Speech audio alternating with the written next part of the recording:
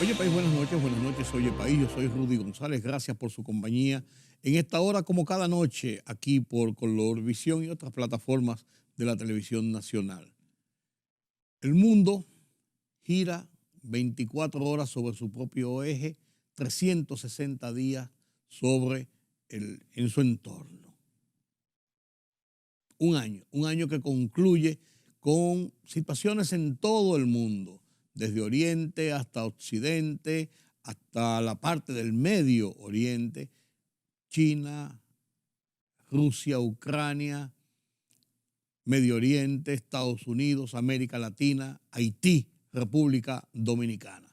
Vamos a repasar qué ha pasado en el mundo a lo largo de este año 2022 y nos acompaña en esta ocasión, como siempre, para analizar los temas de la política internacional, nuestro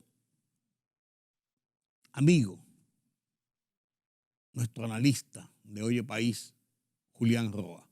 Con él conversaremos sobre los temas internacionales después de la pausa.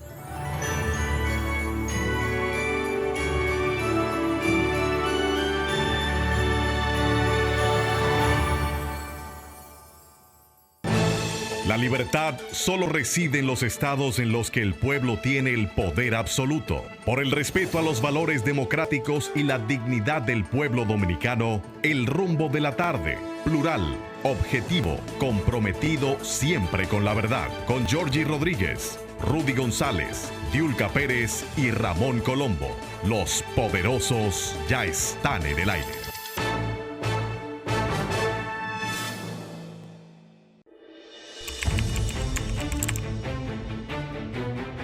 Periodismo de investigación, columnas, opinión, análisis, reportajes de fondo.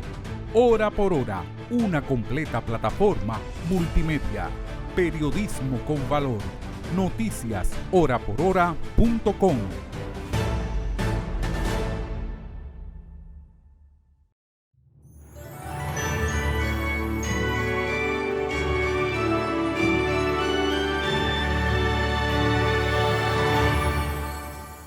...2022 como un año cualquiera, diría uno, un año más. Ha sido un año interesante en el mundo, con puntos que han marcado realmente lo que es la política internacional. La guerra, Rusia contra Ucrania, marcó.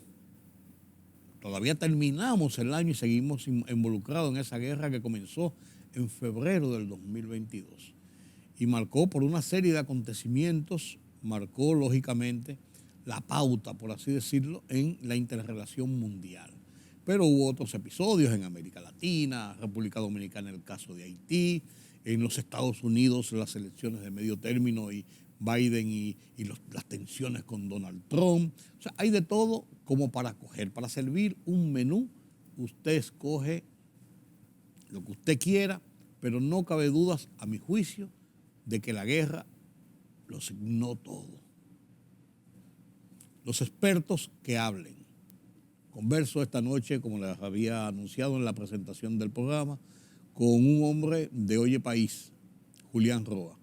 Ha tenido la condescendencia de venir a analizar juntos lo que es este año en el plano de la política internacional. Buenas noches, Julián. Qué bueno que estás con nosotros. Muchísimas gracias. Buenas noches, don Rudy. Y bueno, a su total disposición. Yo decía que para mí la guerra lo marcó todo. Y después de ahí, repasar cualquier otra situación.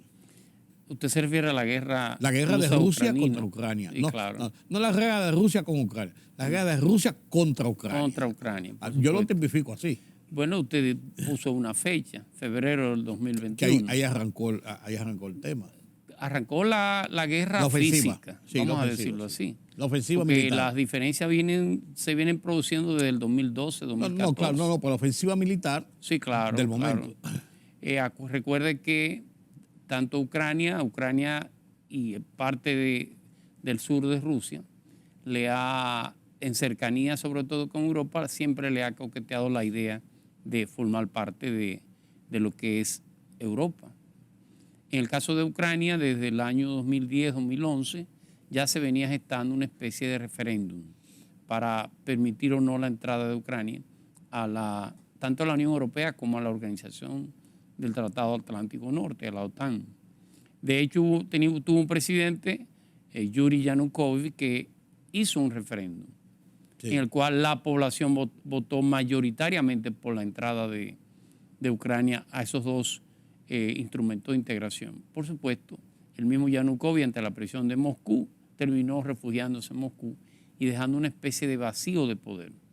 Ahí es que entra Zelensky. Zelensky entra más tarde, pero ya ahí comienza la crisis, fundamentalmente sobre la idea de que para Rusia la entrada de Ucrania a la Unión Europea era prácticamente cercar sus fronteras, y más que la Unión Europea, entrar a la Organización del Tratado Atlántico Norte.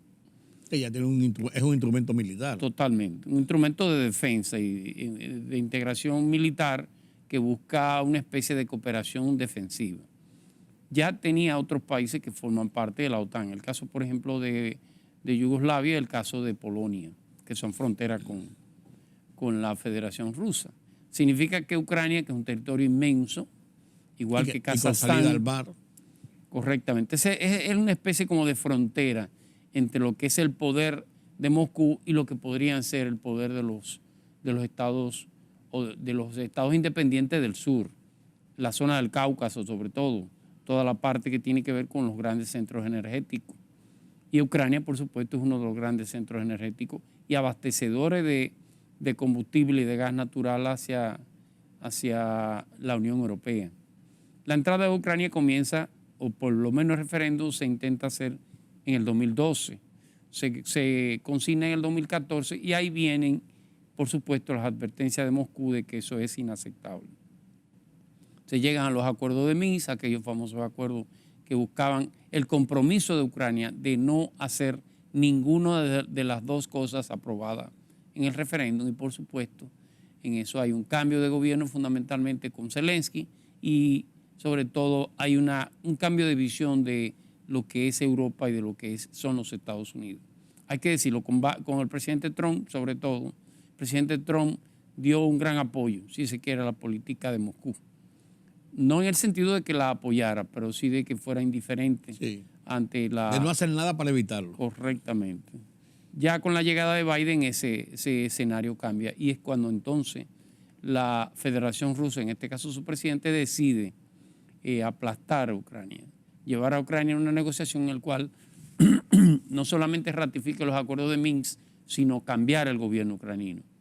No solamente cambiar a Zelensky, sino colocar una especie de gobierno que le sea yeser, como se dice, le sea obediente, cosa que no ha logrado hasta ahora. Esa es la génesis fundamentalmente de la guerra rusa-ucraniana, que por supuesto no tiene fin. Pero esa guerra... que no sea bajo una negociación. Claro, tiene vertientes de que ha provocado, desde mi óptica, una unificación de criterios de Europa. Claro. Si no lo tenían en otra cosa, por lo menos en cuanto a Moscú y en cuanto a través del apoyo a Ucrania. Quizás le importa un bledo, pero es la forma de decirle, no, nosotros en esto lo paramos, uno. Y dos, que también ha puesto a Europa en una situación incómoda en cuanto a su petróleo, en cuanto a los derivados del petróleo, en el gas natural principalmente, claro. Y en cuanto a la producción de granos y la tensión de que ahí puede pasar cualquier cosa. Yo creo que Europa es el instrumento de integración la Unión Europea más exitoso que se ha hecho en toda la historia de la humanidad. Ahora bien, esa Unión Europea, los líderes que se manejan a través de Bruselas, de ese gobierno europeo, la verdad es que con la salida de Angela Merkel, sobre todo del poder, y de Alemania, que en cierto modo siempre fue ha sido el timón de la Unión Europea. Desde el propio inicio del nacimiento del instrumento de integración. Recuérdese que los dos países que primero se integran es Francia y es Alemania, dos países que fueron enemigos en la guerra. Claro. Sin embargo, esa idea de integración, sobre todo con la parte del carbón y el acero, lo que fue la CECA en aquel entonces, terminó convirtiéndose hoy en día en una unión de 27 países. Integra todo variopinto, por supuesto. Claro. Por supuesto. Algunos ricos terminaron disgustándose y saliéndose o han querido salirse del instrumento. El caso de Inglaterra. De Inglaterra, por supuesto. Pero lo cierto es que Alemania ha jugado un papel determinante en el curso y hacia dónde se dirige la Unión Europea. Y hay que decirlo, con la disminución del poder de Angela Merkel, si se quiere, y el ascenso del joven Macron por Francia, siendo los países que más se disputan el control, la verdad es que hubo cierto giro en la política europea. Con la Merkel entendía que la idea de provocar que Ucrania saliera de esa federación rusa y se uniera más a Europa era una especie de provocación. Claro, estoy hablando del punto de vista geopolítico. No del punto de vista de soberanía y de respeto y principios democráticos, eso es otra cosa. Pero en términos de geopolítica era un error para la Merkel entender provocar ese poder de Rusia. Era una tentación, al cual Rusia, por supuesto, terminó cayendo en la tentación, si se quieren, y saber que si Ucrania entraba a la Unión Europea, como podía haber entrado Armenia, que también estaba en lo mismo, era prácticamente cercar un poder milenario, un poder centenario que tiene Rusia y ese complejo de imperio que tiene esa federación rusa. Yo le voy a decir, no, continúe. Yo le voy a decir una cosa, Julián. Yo vi en Putin, yo personalmente, claro, desde mi óptica de derechista y antirruso y antisoviético, no puedo negarlo. Pero Rusia no es de izquierda. Bueno, estoy hablando, por eso hablo de soviético. Correcto. Y de ruso. Vi en Vladimir Putin un líder importante del mundo. Vi un hombre claro, con cierto pragmatismo, con cierta visión de hacia dónde iba. claro, Y más cuando comenzó a provocarse el conflicto más entre China y Estados Unidos, más por asuntos económicos que por asuntos ideológicos o por asuntos militares. Sin embargo, me ha decepcionado Putin con estas acciones en Rusia, a mí en lo personal. Yo no sé usted. Bueno, Putin representa y en cierto modo es la respuesta de ese complejo de superioridad de los rusos, sobre todo de los eslavos, de esa tradición zarista del imperio, del gran imperio. Hay que decirlo. De hecho, actualmente la Federación Rusa posiblemente sea el imperio más consolidado que tiene en estos momentos el mundo. Usted me dirá por qué. Bueno, porque ¿cómo se explica? Primero, es el territorio más grande del planeta. Estamos hablando de 17 millones de kilómetros cuadrados. Pero estamos hablando de inclusive 3 usos horarios dentro del mismo territorio. O sea, usted tiene Federación Rusia desde el Báltico, de la zona del Polo Norte, prácticamente hasta toda la zona cercanas a la parte sur del mundo, al hemisferio sur, totalmente. La zona del Cáucaso. Lo tiene desde Europa y lo tiene, por supuesto, la Euroasia. En pocas palabras, el territorio de la Federación Rusa es inmenso, pero asimismo son las nacionalidades. No son eslavos todos. En lo que es la Federación Rusa tiene alrededor de 60, 70 nacionalidades diferentes. Y tiene, por supuesto, cerca de 20 estados que están debidamente conformados. Eso es independientemente de la influencia que éste ejerce sobre estados que, entre comillas, llamamos independientes y que anteriormente formaban lo que era la Unión de Repúblicas Socialistas Soviéticas. En el norte perdió prácticamente, aunque con poca hegemonía, pero no deja de tenerla todos los estados del Báltico, Lituania, correcto, Letonia, Estonia, sí, cierto poder sobre Finlandia que ya no existe. Pero si se va, por ejemplo, del lado europeo, tiene el caso de Ucrania, o tenía anteriormente el caso de Polonia. Si se va del lado del sur, tiene toda la zona del Cáucaso, lo que es Azerbaiyán, Uzbekistán, Tayikistán, todos los TAN que conocemos. O sea que, y por supuesto, si se va del lado del oeste, prácticamente hace frontera con el Japón. De hecho, tiene un conflicto por las Kuriles con el Japón. Es un territorio inmenso. Y hay que decirlo que en el caso de Vladimir Putin ejerce una influencia sobre todos esos territorios, de una forma o de otra. Las ideas de secesión y de independencia dentro de la Federación Rusa es el día a día. Los azerbaiyanos quieren ser independientes. Hay un sinnúmero de estados que o de naciones también que quieren ser independientes, y Moscú no se lo ha permitido. ¿Qué significa esto? Que esta confrontación con Ucrania es una especie de visión, si se quiere, visión del modelo viejo de gobernar. Y una advertencia a los que quieren ser independientes. Si Ucrania logra entrar a la OTAN y logra entrar a la Unión Europea, prácticamente pierde Rusia. Si por el contrario no lo hace con esta guerra ahora, pierde Europa. Es una provocación a Europa. Es una situación, es una guerra. Es un pulseo. Es un pulso que va a terminar en una guerra de desgaste de muchos años. Como la guerra siria. Tiene 15 años la guerra siria. Y es una guerra interna. Y prácticamente es una guerra entre Rusia y los Estados Unidos, hay que decirlo. Sí. No tiene nada que ver con Siria. Sin embargo, en este concierto vemos entonces cómo la guerra, lo que fue la guerra, la gran guerra entre Estados Unidos y China, centrado principalmente en la parte de la economía y a propósito de todo lo que pasó con la pandemia, de cómo pudo en un momento determinado sacudir, por así decirlo, los cimientos internos de China, pero se impuso Xi Jinping finalmente. Así es. Hizo su purga Claro. y sigue siendo el gran líder. Después de Mao nadie ha tenido Un liderazgo tanto poder como Xi Jinping. Así es. Inclusive cuando se hicieron aquellas famosas reformas de los años 70, 73, 74, con Deng Xiaoping, Zhou Enlai, y los reformadores de ese modelo chino, que prácticamente crearon un modelo híbrido, una economía de mercado y un sistema político centralizado, una especie de socialismo en la parte política y el mercado o el libre comercio con la parte de la economía, que ha dado éxito. Sí. Con este caso de Xi Jinping también se rompe una tradición, y es que Lo que se ha juntado se no tiene.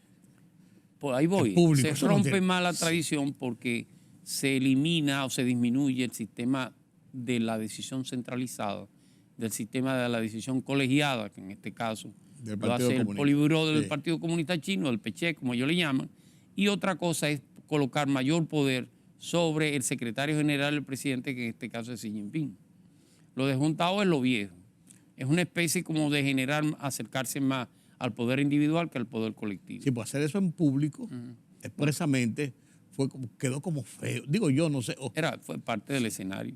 Claro. Parte del teatro. Claro. No. Preparado todo, claro. Bien preparado. Por supuesto. Incluso fue en el momento donde dejaron entrar a la prensa internacional para que hicieran las vistas generales. El mensaje fue muy claro. Sí. ¿Y dará resultado? China es ahora mismo el motor de la economía del mundo, hay que decirlo, en el sentido de que sigue siendo todavía al día de hoy el país que recibe mayor inversión extranjera a nivel mundial. Bueno, en los años 90, en el año 2000, de cada dólar que se invertía en el mundo, a cerca de 60 centavos de dólar se invertían en China, que tengan el nivel de inversión. Pero también China es uno de los mayores productores y exportadores de mercancías, de productos manufacturados del mundo. Claro. De cada 3 sábanas que se venden en los Estados Unidos, una viene de China. Y ahora, las otras 2 a lo mejor con productos elaborados en China. Y por supuesto el tema y tiene mucho que ver con Xi Jinping, el tema de ese gran mercado que va creando lo que será la ruta de la seda, que no es solamente por la vía marítima, sino también en la parte territorial, que prácticamente abarcaría casi los 5 continentes. Estamos hablando de una intención de una inversión y que para los próximos 50 años. El chino no planifica para 5 años ni para 10. No, tiene una visión de largo plazo y se impone. Claro que eso tiene mucho que ver con ese poder centralizado.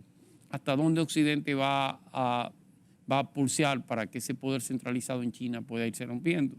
Y por supuesto haya mayor secesión en sus decisiones. Va a depender del futuro de China. No tiene gran territorio. Sigue siendo un territorio enorme, pero de hecho es el 4º territorio más grande, el 3er territorio más grande, pero no necesariamente tiene tantos recursos que no necesite el mercado de mercancía, vamos a decirlo así. De hecho, en la década pasada, parte de lo que se benefició a América Latina fue de las grandes exportaciones a China, sobre todo materia prima. ¿Mm? El que perdió un poco de protagonismo este año y trató de ponerlo de vez en cuando fue el chinito de Corea del Norte. Ya, bueno, cada quien tiene su loco en su casa. Ese es un loco de China. Bueno, pero y está para eso. Pero realmente en un momento determinado, incluso previo a la pandemia, fue un ente de provocación y de atención de Occidente, porque cualquier cosa podía provocar. Claro. Y él siguió lanzando misiles, pero como que ha bajado, el protagonismo. El mes pasado lanzó más de 30. Sí, pero como que no le hacen mucho caso. Más de 30. Sí. Japón, incluyendo muchos que terminaron en el mar de Japón. Sí, y le pasaron por encima a Japón. O sea, Japón se ha preocupado, pero... Innegable. Y no ha habido bajas de tensiones, pero Occidente como que le ha sacado los pies, como que no le da mucho... Pero todo depende, porque él depende, esas son decisiones de Beijing, de Pekín, no de él. Claro, innegablemente que tiene una personalidad muy peculiar. Con una sociedad que es digna de estudio por parte de psiquiatras, cosas así. Es una sociedad enferma, innegablemente, a la visión del mundo occidental. Pero toda su decisión tiene mucho que ver con China. Dependiendo cómo vaya la presión de Occidente hacia China, así va a actuar él o no.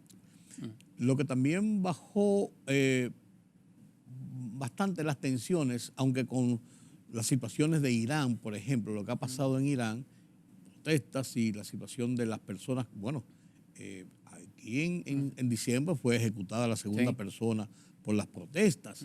Es el Medio Oriente, ha bajado un poco las tensiones, incluso Israel lo han dejado como un poco más tranquilo. ¿Qué ha pasado ahí? Todo se centra en Ucrania.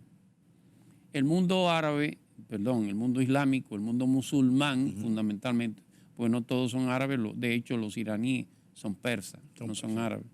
Pero son musulmanes. Son musulmanes, es el elemento común. Claro, dentro del ámbito musulmán hay múltiples interpretaciones de lo que es la Sharia o la ley del Corán. Incluso tendencias, por así decirlo.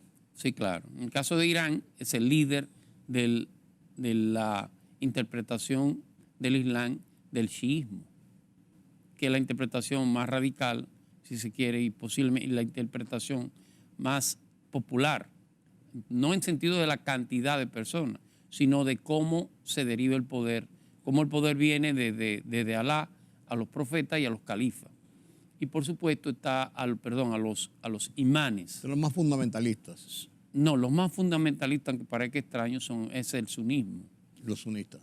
Los sunitas son los interpretadores de la sunna, de la costumbre, de la tradición del poder por parte del profeta. Y ellos, a través de la sunna se crean los califatos. Los chiitas son los más populistas. Correctamente, son los más del pueblo. En el caso de Irán, que es el líder del chiismo, hay una disputa de quién realmente controla, o por lo menos controla el poder, la mayoría de musulmanes. Y lo es con Arabia Saudita, en este caso, que es el líder del sunismo, y lo es con Qatar, que en este caso la mayoría, o por lo menos el gobierno, tiene una cercanía próxima a Irán, aún estando tan cercano a Arabia Saudita. Ese es una especie como de Corea del Norte que tú planteabas, cercano a Arabia Saudita. Sí, el interregno ahí. Por supuesto, pero toda la guerra se centra, o toda la atención del mundo se centra, por supuesto, en el conflicto ruso-ucranino. Yo quisiera hacer una pausa en este punto, Julián, con su permiso y el permiso de nuestros amigos, para que entremos ahora en el concón nuestro, en nuestra área de influencia, América Latina, Estados Unidos, y lógicamente le dejamos el plato fuerte también de Haití y República Dominicana. Con su permiso y el permiso de ustedes, hacemos una pausa en este punto.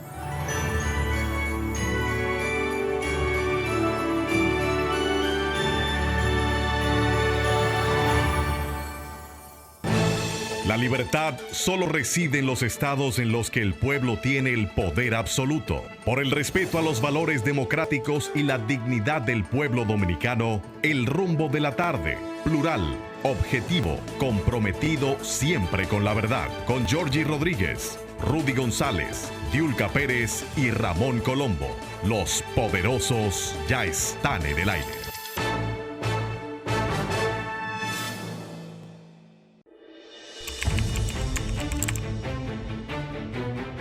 Periodismo de investigación, columnas, opinión, análisis, reportajes de fondo. Hora por hora, una completa plataforma multimedia. Periodismo con valor. Noticias horaporhora.com.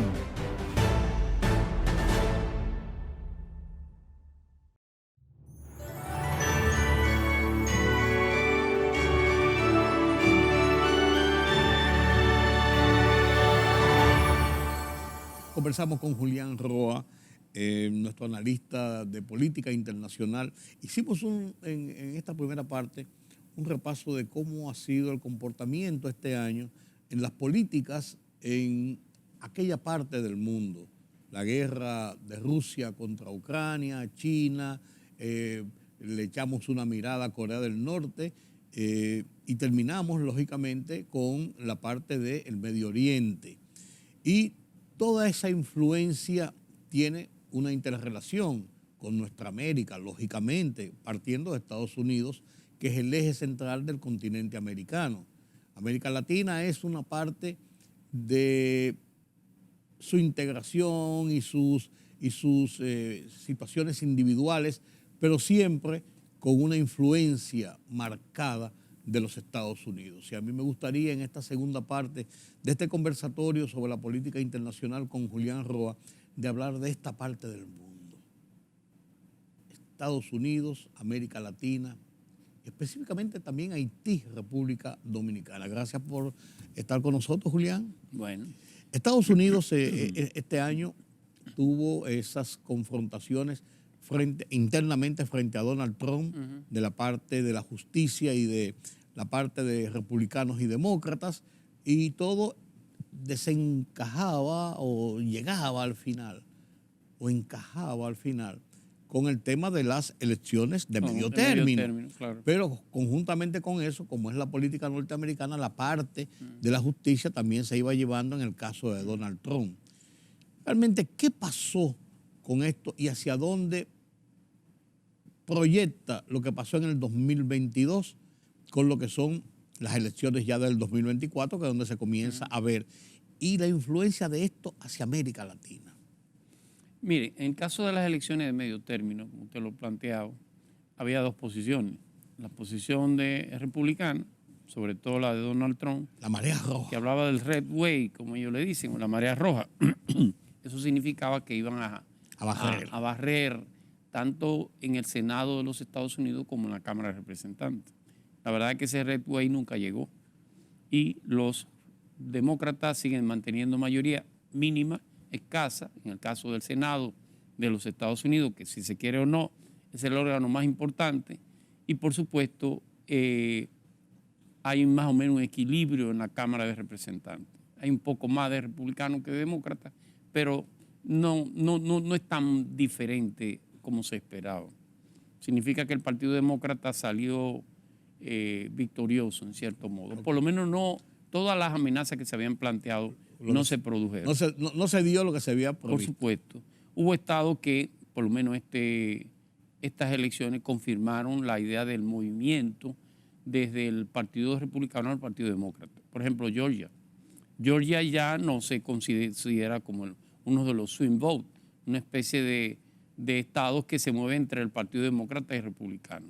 Ganó contra Donald Trump, votó contra Donald Trump en Joe Biden y ahora vuelve y vota en favor de Joe Biden. ¿Qué significa eso? Que en cierto modo hay una fortaleza en ese estado, por lo menos, en el Partido Demócrata. Igual en algunos otros. Lo que se espera o lo que se ha planteado, el Partido Demócrata genera un gran vacío. ¿Podrá llevar al presidente Donald Trump de nuevo como candidato? Primero, eso no se da en los Estados Unidos. Después que usted salió de la presidencia, no vuelve a ser candidato. Sería, pero con este señor todo es posible. Ahora, ¿qué pasa si termina como se está siendo investigado por varios casos que tienen que ver desde el punto de vista judicial? La política ejerce influencia, pero los organismos, sobre todo la justicia en Estados Unidos, tienen un alto grado de independencia, innegablemente. Significa que si, ojalá para el propio Partido Republicano, si él va a hacer, si va a haber un indictment contra él, va a haber una acusación contra él, ojalá sea en el menor tiempo posible. Sí, que se produzca porque ahora. le va a dar tiempo de ellos poder recuperarse. Organizarse. Si se hace el año que viene, a mediados del 23, posiblemente no haya tiempo de poder armar un candidato por el Partido Republicano, por lo menos que resulte exitoso. Por el lado demócrata está Joe Biden, que ya ha planteado la idea de que va a la reelección.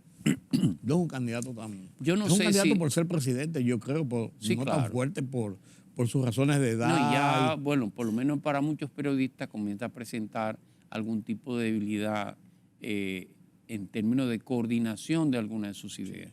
Ha cometido errores gravísimos. Se pensaba se que... están contando todas. Todas, por supuesto. Se pensaba que la vicepresidenta iba a jugar un mejor papel y la verdad que el papel ha sido muy, muy pálido en sentido general. Sí. O sea que los dos partidos van a tener necesariamente que buscar candidatos que le sean, que puedan empujarlo hacia la presidencia. Si va Joe Biden, le da una oportunidad al Partido Republicano de llevar candidatos más jóvenes y por supuesto con cierta... Jóvenes en términos de edad, porque por ejemplo el caso del senador Marco Rubio de la Florida o el caso de Ted Cruz, por ejemplo, son más jóvenes de edad, pero son más viejos en términos del anacronismo de lo que piensan. Sí. Fortalecen, de hecho los propios republicanos entienden que ellos están muy a la derecha del propio partido. Oye eso. Lo cual genera cierto tipo de no ver claro el panorama político en los Estados Unidos para la presidencia del 2021. ¿Cómo esto se refleja hacia América Latina? Indefinición, totalmente. Recuérdese que para el caso de América Latina hay elementos que, en cierto modo, Estados Unidos ha podido tomar el pulso. El caso de Venezuela, por ejemplo, hay que decirlo. Venezuela bajó la presión y tiene que ver con la guerra de Ucrania, por supuesto. Sí. De hecho, hizo una especie de sección por permitirle a Chevron, aún teniendo el gobierno de Venezuela un cierto bloqueo, una cierta presión sobre las actividades comerciales, le permitió a Chevron llegar a un acuerdo con la empresa venezolana, con PDVSA, a fin de que pueda seguir manejando todo el negocio del combustible venezolano. Y eso le da un aire a la economía venezolana de Nicolás Maduro. Que no tiene oposición todavía, hay que decirlo, una oposición muy dispersa. Y sobre todo para jugar ese papel que debió jugar con el tema migratorio, que ha sido un fracaso en los Estados Unidos, hay que decirlo. El presidente lo puso en manos de la vicepresidenta y no ha dado ningún tipo de resultado. No ha habido nada importante, trascendente. Sí. Centroamérica, el caso de Bukele en El Salvador, es una especie de torniquete que ha colocado a la delincuencia. ¿Hasta cuándo durará ese torniquete? No lo sabemos. ¿Podrá ser permanente? Tampoco lo sabemos. Mucho populismo, pero hay que ver en el tiempo cómo se consolida. A terminar reflejándose eso en términos electorales. ¿Y Nicaragua? Bueno, Nicaragua es una especie de autarquía, hay que decirlo. Nicaragua, el ser opositor es sencillamente un suicidio ahora mismo. De hecho, tiene la mayoría de la oposición en las cárceles, algo inaudito. Él está, en el caso de Daniel Ortega, está reedituando una especie de segunda parte de Anastasio Somoza, pero un poquito menos lúcido, con más mediocridad, hay que decirlo. Claro. Y por supuesto... Y un populismo muy acentuado. Innegablemente. Que no va a terminar bien, ¿eh? De ninguna manera. Eso no va a terminar bien. No. Bueno, tiene 3 periodos. Sí, pero... bueno. El caso de Sudamérica hay 2 elementos que son importantes. ¿Cuáles son? El caso del Perú, de la República del Perú, que ha sido destituido el presidente Pedro Castillo. Otro golpe de Estado constitucional. Así es. Sin militares, pero... con militares, pero no promovido por los militares e incruento. ¿Le parecerá extraño que el cuerpo militar, desde en ese proceso de vacancia, como ellos le llaman, no ha intervenido? Han sido los políticos quienes han destituido los últimos 4 presidentes, 5 presidentes exactamente, bajo el mecanismo de la vacancia. La vacancia es una especie de generar una vacancia en el Poder Ejecutivo por 2 razones, o por razones morales o por razones físicas. ¿Y cómo se evalúan las razones morales? por corrupción, porque los diputados entiendan que ha habido corrupción, que ha habido nepotismo, cualquier tipo de situación que se presente. Sí, es muy variopinto. Totalmente. Entonces, ese es un instrumento que se colocó en la Constitución del 93 y, por supuesto, se ha utilizado como una herramienta política. Totalmente. No necesita aprobar nada, sencillamente unirse, creo que son 184 diputados y sencillamente ejercer el poder. Una votación. Y una votación, y prácticamente destituye al presidente. Esto era crónica de una muerte anunciada. De hecho, se había intentado la vacancia contra Pedro Castillo en 3 ocasiones. Él cometió el error que terminó sacándolo, y fue a eliminar por decreto el Congreso y plantear la idea de modificar la Constitución en el tiempo, dejar prácticamente sin Constitución al Perú. El resultado no se hizo esperar. La Suprema Corte de Justicia declaró que era un golpe de Estado, prácticamente. Y le dieron el golpe a él. Le dieron el golpe de Estado a él, lo cual no tiene sentido. Y la vicepresidenta, esto... Bueno, ella se irá por ahí, por ese mismo camino. Sí, un asunto de tiempo. Sí. En el caso de Pedro Castillo, nunca llegó con poder, hay que decirlo al Y Perú. nunca tuvo poder, ¿no? No tenía brillo de presidente. Sí, ante el vacío de poder que se produjo por el sinnúmero de vacancias que hubo, por supuesto que el populismo se impuso. Y sobre todo los grupos de izquierda lograron aglutinar un sinnúmero de grupos políticos y llevar a Pedro Castillo, que es un simple profesor de secundaria, ni siquiera un profesor universitario, llevarlo a la presidencia. Pero al final ellos mismos terminaron abandonándolo. Sí. Por lo tanto, la destitución de él no generó, ahora mismo está se generando, sobre todo en la región de que él forma parte, algún tipo de violencia en las calles, pero que por lo menos no tengo esperanza de que vaya a tener ningún tipo de resultado. Ahí está la otra parte de Cristina Fernández de Kirchner. Condenada a 16 años. No, a 6 años. López Molina fue condenado a 16 años por corrupción. A 6 años no puede aplicarse la sentencia en virtud. Primero, no es una sentencia definitiva, número 1. Es una sentencia que puede ser recurrida, inclusive en casación. Y número 2, aún si se ratificara, no le podría ser aplicada hasta tanto ella ocupe la vicepresidencia de la República. Incluso, ella ha planteado que es una especie de cacería, que la sentencia ya estaba hecha. Una de las cosas que tiene peor esa sentencia es la inhabilitación perpetua de poder ejercer un cargo público. Ella ha dicho que no va. Que no, si ella se decidiera ¿y qué edad? Tiene 77 años. Correcto. Si se decidiera y ganara las elecciones, no le quepa duda. Sobre todo después del incidente del intento de asesinato que se hizo público. Que dicen que fue una trampa, pero como sea. Parece que sí, que el arma se trancó, porque pudo haber disparado y no creo que nadie sea capaz de hacer ese tipo de por lo menos prestarse a saber que va a coger 30 años de cárcel. No, y se estaba jugando y la vida pudieron haberlo matado ahí. Claro. O sea, que esto la catapultó a ella a unos niveles de popularidad que la podrían hacer. De hecho, el presidente Fernández, actual, Alberto Fernández, presidente porque ella lo llevó. Claro. No fue que él la llevó de vicepresidente. No. Ella lo llevó de presidente. Claro. Ella es la líder. Totalmente. Porque es una mujer política de arriba abajo. Sí, innegable. Sí. Y es lo mejor del peronismo. El peronismo lo menos malo, diría yo. En Argentina todos son peronistas, pero en el caso del kirchnerismo fue prácticamente que rescata ese modelo peronista que se vio un fracaso inmenso con Carlos Saúl Menem y ese grupo. Sí, ¿no? Y además de eso, las tendencias dentro del mismo peronismo, que eran tan disímiles que uno decía, ¿cómo es posible sea una estructura política completa?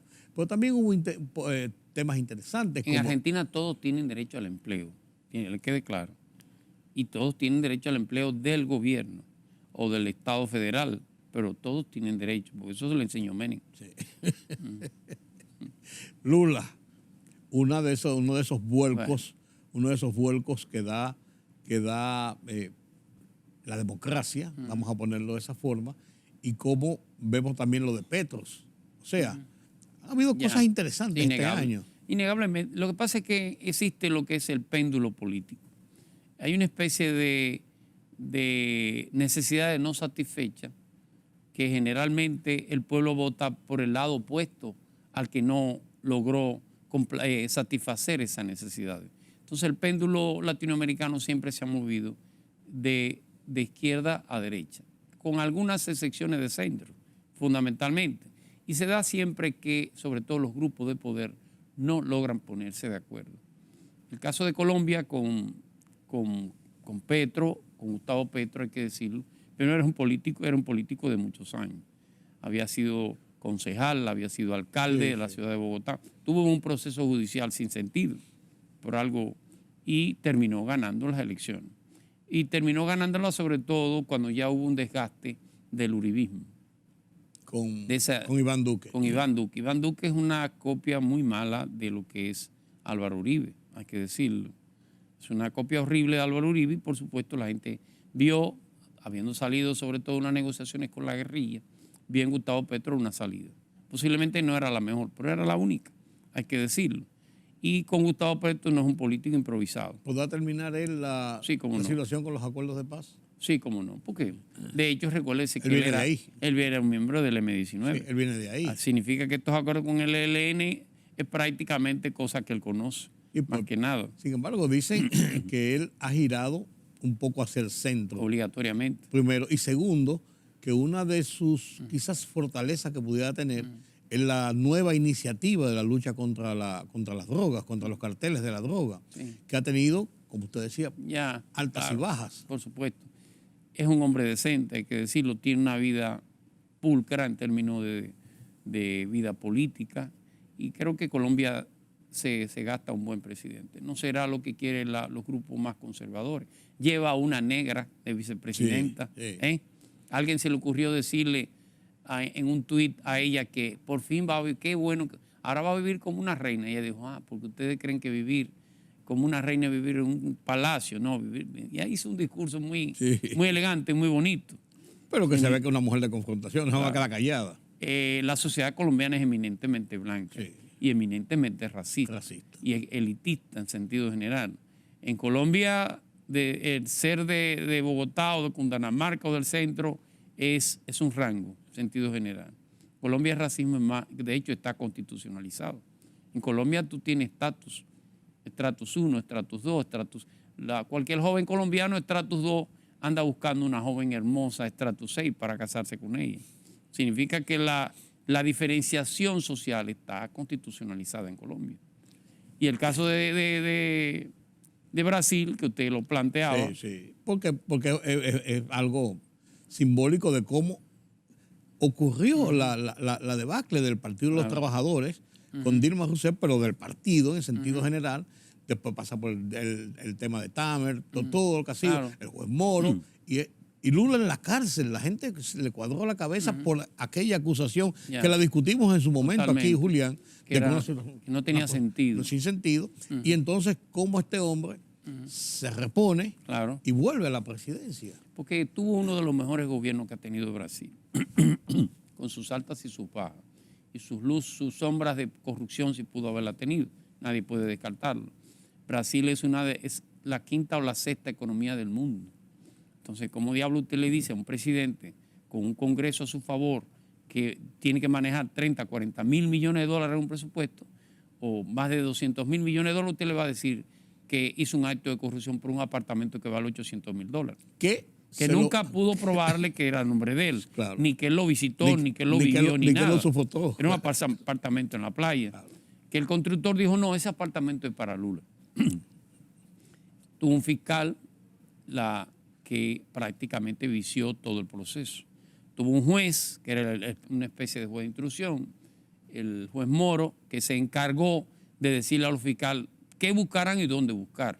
Pocas palabras, vició todo el proceso de investigación. Que no digo que no tuviera razón en algún sentido, pero fue totalmente viciado. Que terminó enseñando el refajo, que lo que quería ser político. Y mira cómo terminó. Terminó, por supuesto, es en la parte de Lula. Sí. La parte de Dilma, la acusación fue que gastó recursos que no estaban en el presupuesto.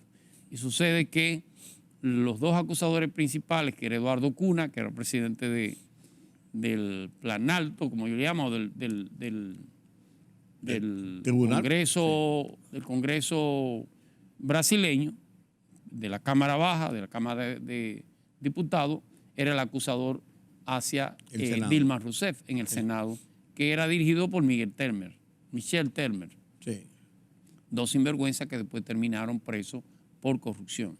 En el caso de Eduardo Cunha no solamente renunció, terminó en la cárcel. Y en el caso de Michel Temer, la propia Suprema Corte de Justicia de los Estados Unidos, la Justicia Federal, de Brasil, de los Estados Unidos de Brasil, dijo que llevarlo a él a la cárcel era desestabilizar el sistema político brasileño.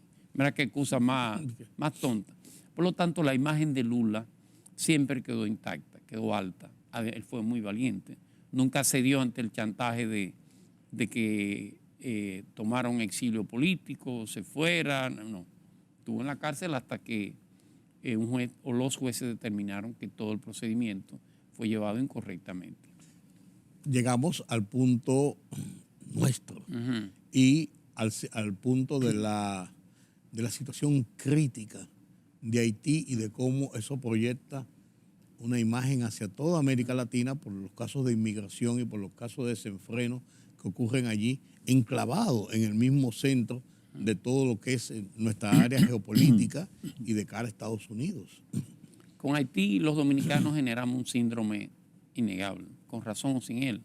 Y es que entendemos que como se maneja Haití tiene mucho que ver con planes internacionales. Claro. Yo me inscribo en la idea de que lo que está pasando en Haití es una especie de obra planificada. No es posible que Haití, y razones tiene Haití para manejarse en una anarquía total, innegablemente, pero que en Haití la comunidad internacional haya sido totalmente ciega de ver cómo prácticamente se desmembra, se desbarata un gobierno y prácticamente el poder queda en manos de bandas criminales. Eso no ha sucedido, bueno, usted dirá... En África. En Somalia. Somalia tiene 20 años en gobierno. Tiene 20 años siendo dirigido por bandas territoriales. Haití es más o menos lo que se ha hecho con Somalia. Lo que parece imposible. Pero para mí es algo que si no es por acción es por omisión. Pero la comunidad internacional no puede ser irresponsable con la situación de Haití. Hay un chiste que me lo hizo un haitiano, no lo hice yo, debo ser, ni tampoco lo comparto. Me lo hizo un haitiano, un profesor universitario, que me decía, profesor, para usted poner de acuerdo dos haitianos, tiene que matar uno.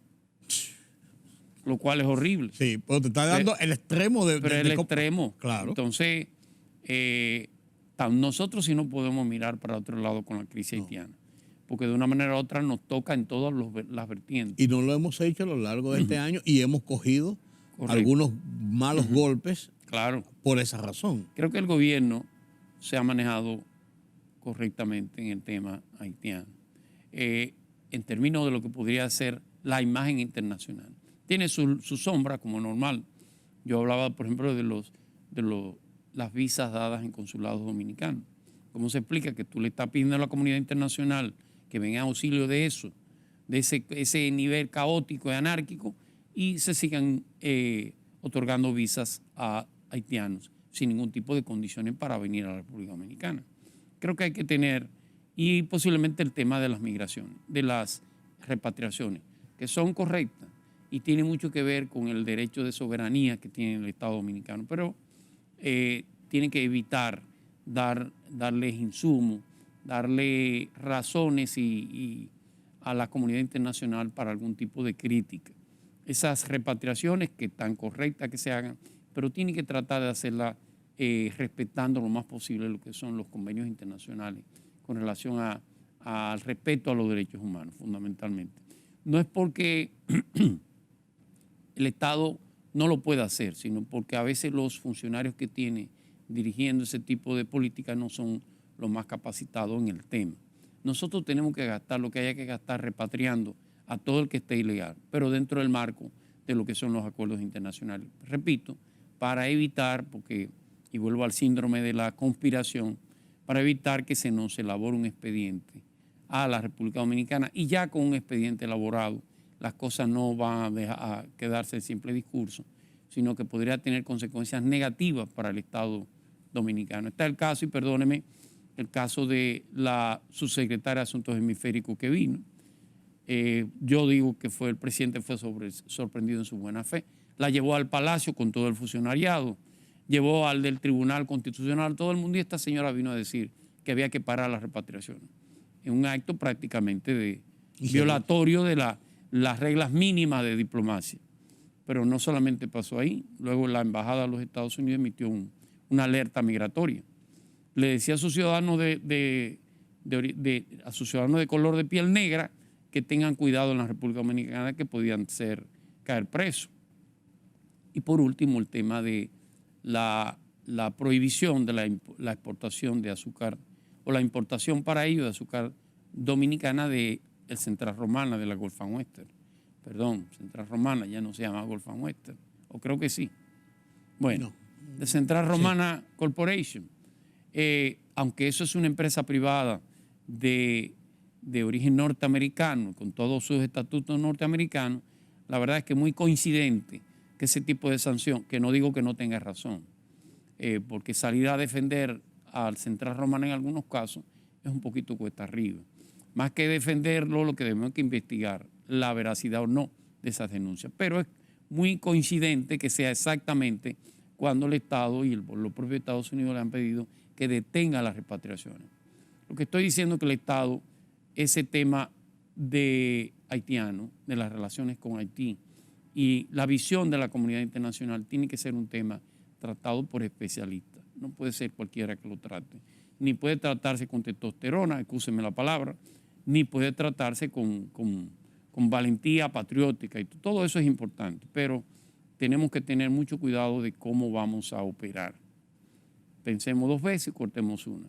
Sí, yo le pregunto, ya esto es una pregunta directa, una evaluación del mundo en el 2022. El mundo estuvo convulsionado, el mundo giró igual que siempre. ¿Cómo lo evaluaría usted a nivel mundial? Bueno, el mundo está saliendo de una especie de parálisis. Todavía no vemos los efectos, perdón, en términos económicos y sociales sobre todo. No han terminado los efectos de la pandemia del COVID-19. La economía del mundo colapsó, hay que decirlo.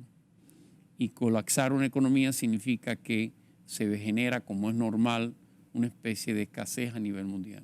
Si se produce escasez a nivel mundial, tanto en la producción de productos manufacturados, en el transporte de productos manufacturados, como en la distribución y en la compra, esa escasez genera inflación.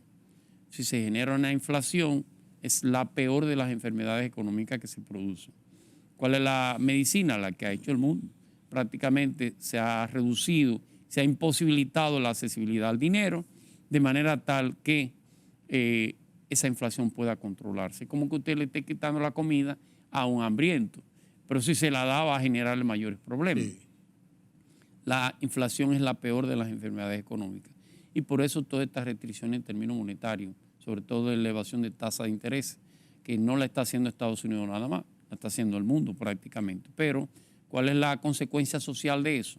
Mayor hambruna, mayor escasez, mayores problemas sociales, fruto de ese periodo de crisis y sobre todo mayor inestabilidad política, 100%.